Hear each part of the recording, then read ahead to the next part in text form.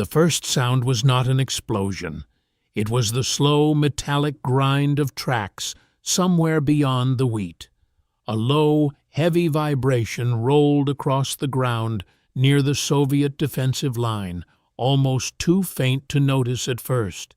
Inside a cramped Soviet fighting compartment, 4 men froze and listened. No one spoke. No one needed to. They had been waiting for this exact sound for hours. The commander lowered his binoculars and looked through a narrow slit in the armor. If you want more content like this, subscribe now and comment below. Nothing moved except the tall grass bending in the warm July wind. But the sound was growing louder. A German tank was coming, and hidden behind a shallow rise near the village of Verkhopenye, one Soviet SU-85 sat motionless, its engine silent, its gun already aimed. You can almost feel the heat inside the steel hull, the smell of fuel and sweat, and the quiet understanding among the crew that the next few seconds might decide whether they lived or burned. It was the summer of 1943, during the Battle of Kursk, the largest armored clash in history. On July 8th, in the rolling farmland west of Belgorod, Soviet and German forces were locked in a struggle unlike anything the world had ever seen. Thousands of tanks, assault guns, anti-tank guns, and aircraft were concentrated in a narrow front. Every hill, every tree line, every dirt road could become a battlefield in an instant. The Germans believed they still held the technical edge. Their new Panther tanks, officially known as the Panther Ausf, had entered combat only days earlier. Fast, powerful, and heavily armed, the Panther was designed to dominate Soviet armor at long range.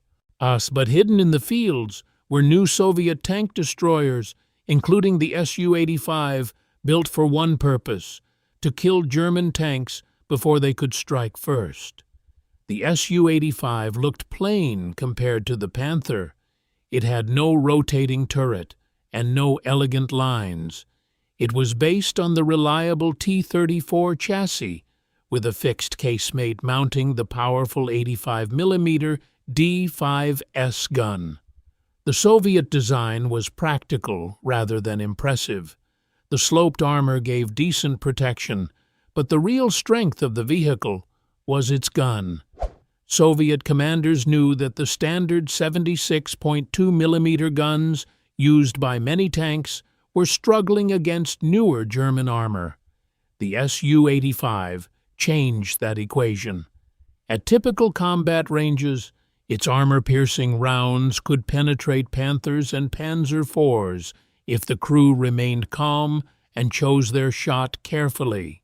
And the crew inside this particular SU-85 belonged to the 1,441st Self-Propelled Artillery Regiment attached to the Voronezh front. Their commander was Senior Lieutenant Ivan Kolesnikov, a veteran from Stalingrad. He was only 26 years old, but his face already carried the tired expression of someone who had lived through several wars inside one.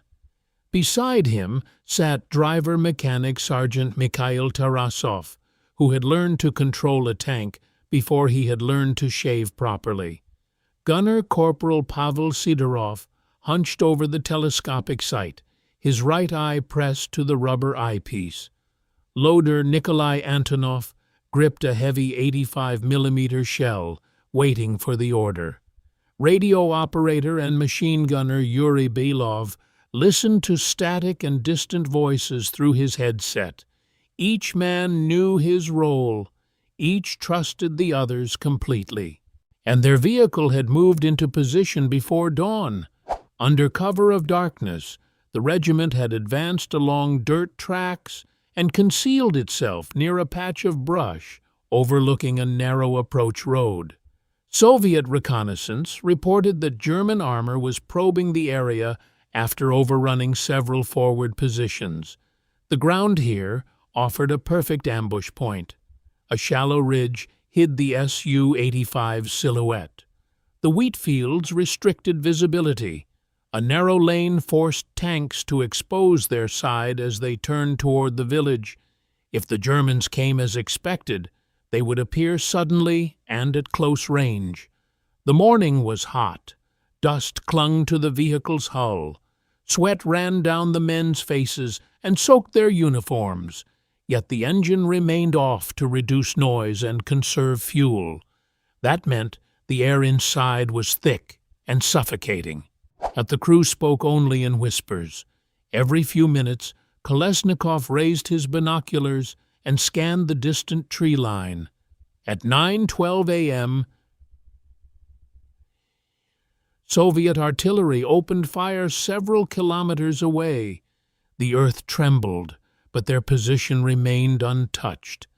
Then came silence again. That silence was worse than shelling. It left too much room for imagination. The Panther tank, approaching their position, belonged to Panzer Regiment 39, part of the German 48th Panzer Corps. The commander, Oberleutnant Hans Becker, was an experienced officer who had fought in France and on the Eastern Front. His new Panther was mechanically troublesome, but when it worked, it inspired confidence. Its long-barreled 75mm KWK-42 gun could destroy most Soviet tanks at over 1,500 meters. The frontal armor, sloped and thick, offered excellent protection. German crews admired the Panther's firepower, even if they distrusted its fragile transmission and tendency to overheat. Becker's tank had already suffered through several days of frustration. Many Panthers broke down before reaching the battlefield. Others caught fire due to engine problems, but Becker's vehicle remained operational. His 5-man crew believed they were driving the future of armored warfare. As they moved cautiously along the dusty lane, they expected resistance, but not from a hidden Soviet vehicle designed specifically to kill tanks like theirs. At 9:26 a.m., the sound of tracks became unmistakable. Tarasov looked up from his controls. "Closer," he whispered. Kolesnikov pressed his face to the observation slit. Still nothing. Then, through a gap in the wheat, he saw the tip of a gun barrel, long, straight, distinctive. His heartbeat quickened. A Panther. The German tank rolled forward slowly, its commander scanning with binoculars. Dust drifted around its hull. The sunlight reflected off its angled glacis plate. Behind it, at least one more vehicle followed, partly hidden by terrain. Kolesnikov understood immediately that they had only one chance. If they fired too early and missed, the Panther would locate them and respond within seconds. "Hold," he whispered.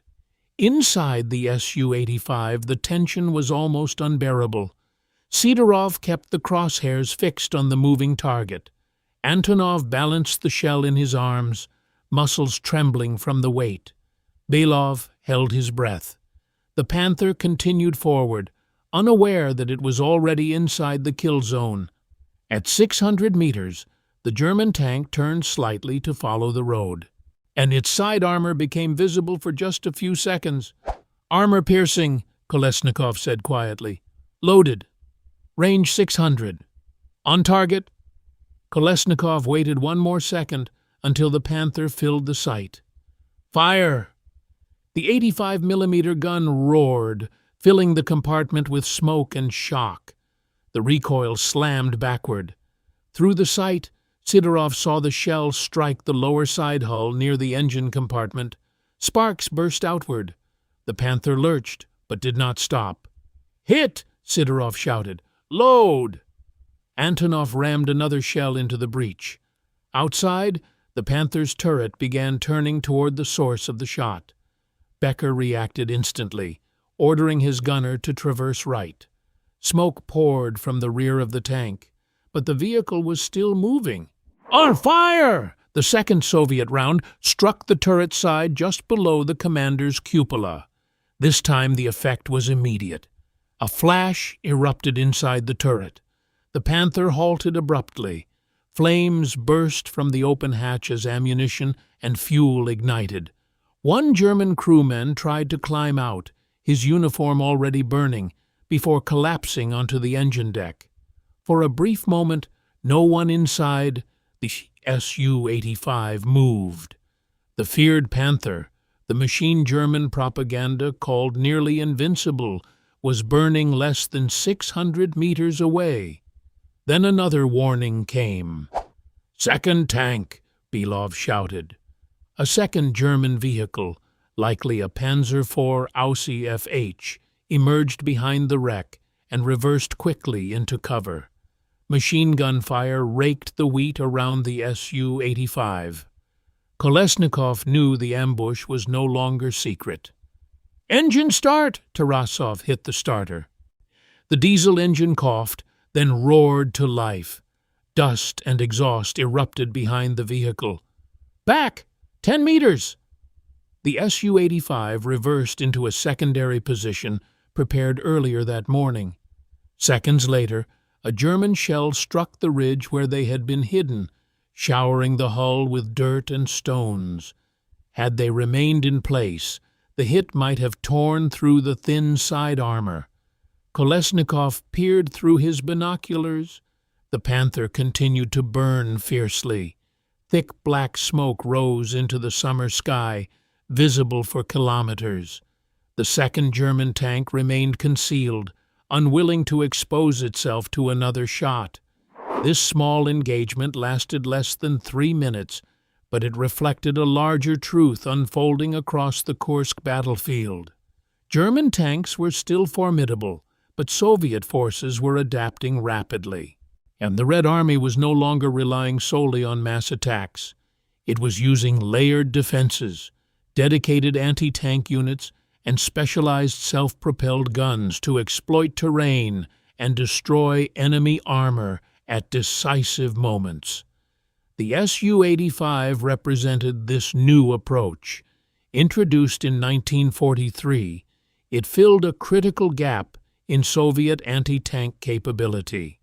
Its 85mm gun offered much greater penetration than the standard T-34 gun, while the proven T-34 chassis provided reliability and mobility. The vehicle was not heavily armored, and the lack of a turret reduced flexibility, but in a prepared defensive position, it was deadly. For the men inside Kolesnikov's vehicle, the victory brought little celebration. They knew the battle was far from over. Throughout the day, more German attacks developed across the sector. Aircraft roared overhead. Artillery pounded the fields. Burning tanks marked the landscape like blackened monuments. Every hour brought new orders, new positions, and new dangers. By midday, the regiment had engaged several additional targets. One SU-85 was knocked out by artillery. Another suffered track damage. Casualties mounted, yet the crews continued fighting because they understood the larger stakes. If the German offensive broke through, Soviet reserves behind them would be threatened. If they held, the initiative on the Eastern Front might shift permanently. The Panther tank itself deserves careful understanding. When it entered service in 1943, it combined many advanced features: sloped armor inspired partly by Soviet designs, excellent optics, and one of the most effective anti-tank guns of the war. On paper, it was superior to most Allied medium tanks. But war is fought by machines under stress and by men under fear. Early Panthers suffered serious mechanical failures. Engines overheated, final drives broke, fuel lines leaked. In combat, these weaknesses reduced the theoretical advantages of the design. Even so, experienced German crews remained dangerous. Becker and his men were professionals. Their destruction was not the result of incompetence, but of being caught in a carefully planned ambush by an equally skilled opponent. That is one of the most important lessons of armored warfare. Technology matters, but concealment, discipline, and timing often matter more. As afternoon shadows lengthened, Soviet infantry moved cautiously past the still-burning Panther. The heat from the wreck could be felt several meters away. The long gun barrel pointed uselessly toward the sky, and its thick armor, so impressive only hours earlier, had not saved it from two well-placed hits. Soldiers paused to examine the vehicle, both curious and wary. For many, this was their first close look at Germany's newest tank. Kolesnikov's crew received a brief resupply near sunset. Fresh ammunition was delivered by truck. The men ate black bread and drank warm water.